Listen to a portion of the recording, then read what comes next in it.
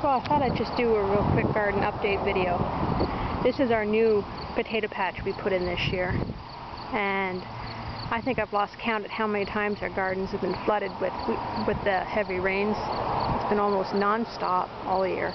Anyway, we started digging these up. After the last rain, the plants just started falling over.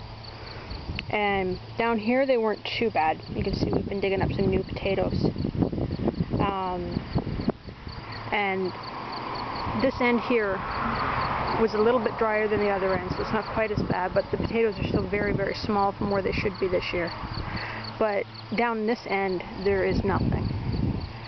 Most of the plants have just totally rotted, and the few that we dug up, the potatoes were either rotten or they actually hadn't grown anything at all before the plants fell over. But thankfully the other garden's doing a little bit better. These huckleberries that we planted down the driveway, they've just started setting fruit, and a few of them, you can see farther down, are ready. And I was tasting these because I wanted to compare them to the other huckleberries. These berries are much smaller, but they're a lot sweeter.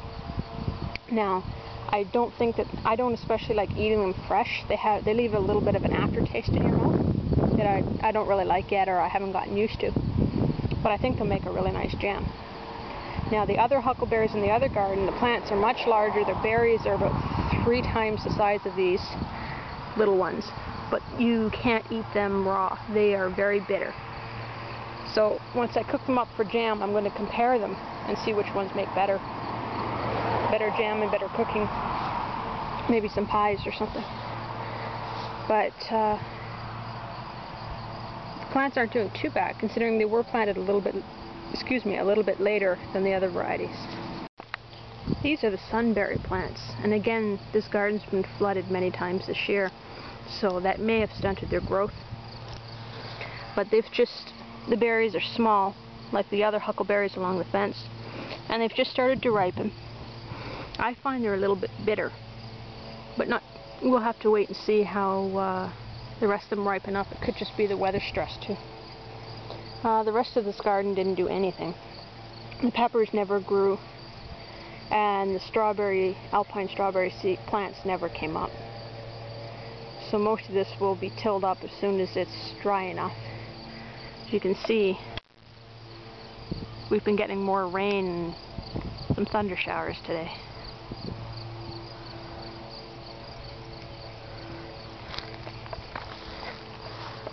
Don't mind the long grass. Our lawnmowers have broken down on us again. We're trying to get them running. Over by the fence here is the yellow pear heirloom tomatoes. We get lots of flowers, but I haven't seen any fruit on them yet.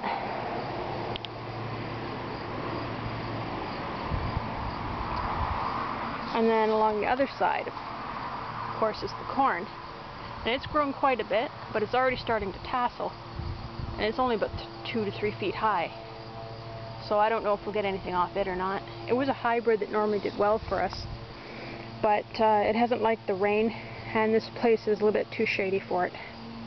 So next year I'll move it out, maybe somewhere in the middle garden. I didn't want them growing near the heirloom corn though, because I didn't want them to cross-pollinate.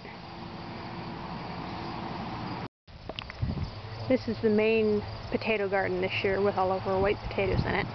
It's doing not too bad, but you can see the lighter color of the potato plants. They had started falling over during the last rainstorms, but this plot dries up faster than the other one. The yield, we've been digging up a little. It hasn't been as high as last year, but it's still not too bad. At least the potatoes are in good shape so far. So looks like we should at least have enough potatoes between this and then the other smaller gardens of red and purple or blue potatoes. Thankfully those were planted on hills where the drainage is better. Our bean plants are pretty much done. They've had one good picking already, which I was able to get about 33 pints of canned beans from. I'm going to come out and pick them again, and then probably pull the plants, as you usually only get about 2 pickings off them. And then maybe fill the bed with some spinach or something for the fall.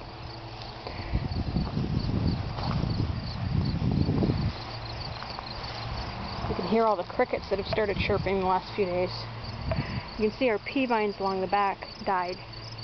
They never did recover from the storm damage that ripped them off, these ones or the other planting. So I'm picking all the pods off for seed, and we'll have tons of seed for next year. And I might still put in another planting for this fall. Depends a lot on how the weather holds up.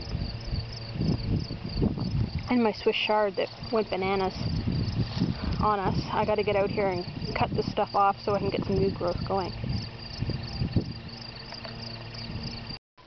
Kids' garden's doing pretty good. Their sunflowers have all started blooming this week, and their corn's been tasseling. Have some small ears starting. This is one of the golden bantams. Some funguses on these plants here.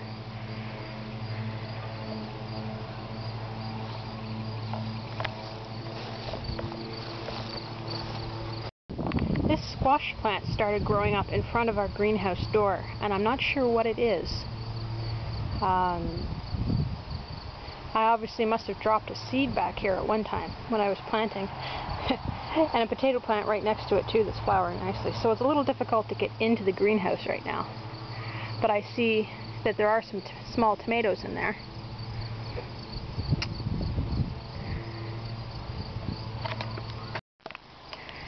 This is the other side of the kids' garden. You can see they've got lots of cherry tomatoes starting in there. We've been picking them by handfuls. And their teddy bear sunflowers are flowering. And their bigger tomatoes are starting too. They've been getting quite a few cucumbers out of their plants. I see there's one back there beside the tomato cage that's ready.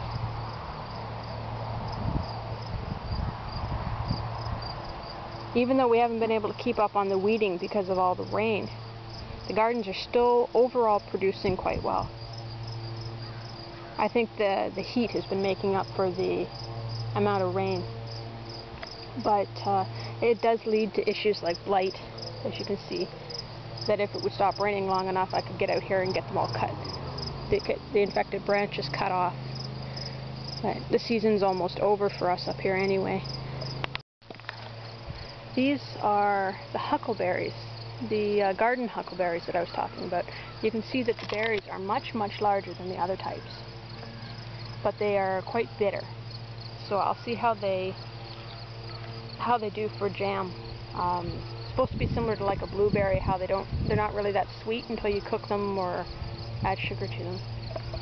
Or volunteer gladiolas that have survived a couple years worth of tilling. Oh, I see some red tomatoes way back in there. Okay. Tomatoes are finally just starting to turn this week. You can see with the soil being so soft, a lot of the tomato cages have fallen over.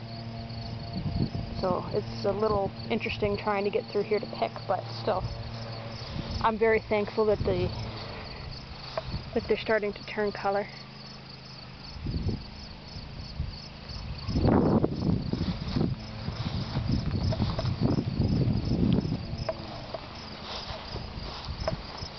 Been fighting a lot of squash bugs this year. Here they are. See the baby squash bugs? These things are absolutely evil. And then you see two adults over there. They suck the sap out of your plants and the fruit and cause them to wilt over and die, and they can wipe you out so quickly. And there really aren't any organic controls that work very well. I used to use Roatine, and it would take a couple days to work, but it did work. But since the idiots in Ontario put in a pesticide ban and a herbicide ban last year, they included, out of their great wisdom, many of the organic sprays such as Roatine, which comes from plant roots, and not just the oil-based ones. And of course, the ban doesn't apply to anybody other than household gardeners. So the farmers can still spread whatever they like, as can the townships and the government and golf courses and everything else. So, well, somebody gets to have a nice golf course to knock balls around on, gardeners lose their crops. Makes a lot of sense, doesn't it? I wonder who uses more pesticides. I could rant about that all day, but anyway. If you know of any organic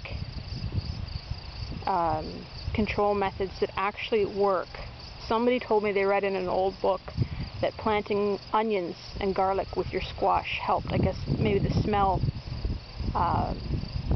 helped to repel the bugs. So I'm going to try that next year. I know that floating row covers will help as well, but you have to make sure that they're on early in the season, as soon as you plant, and then as soon as you take them off, your plants are still open to attack.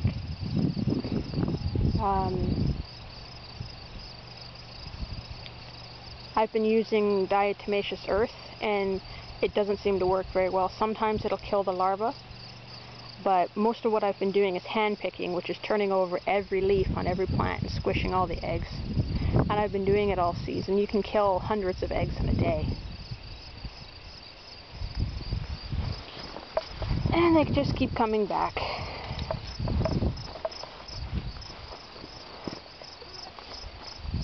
The white powder you're seeing is the diatomaceous earth.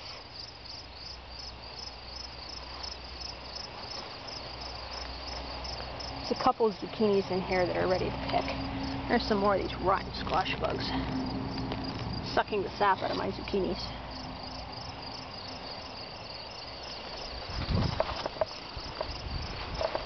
And they're covered in a...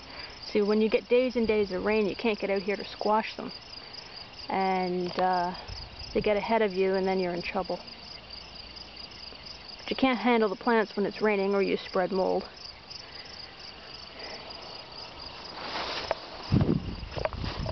This is our other planting of zucchini we put in. It goes from the end of the fence down there all the way down to almost my peach tree. There's a lot of zucchini plants in here, and they've just started to produce. Lots of flowers, some little ones.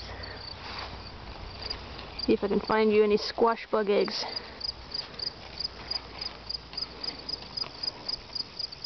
I've been, excuse me, silly mosquitoes. Been going over these as much as I can. Other than that, thankfully, let's have a look over here.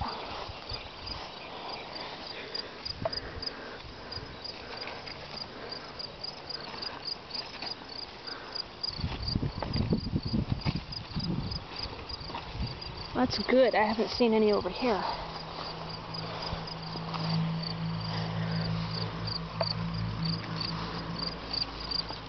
Ooh, there's a nice little zucchini, almost ready to pick.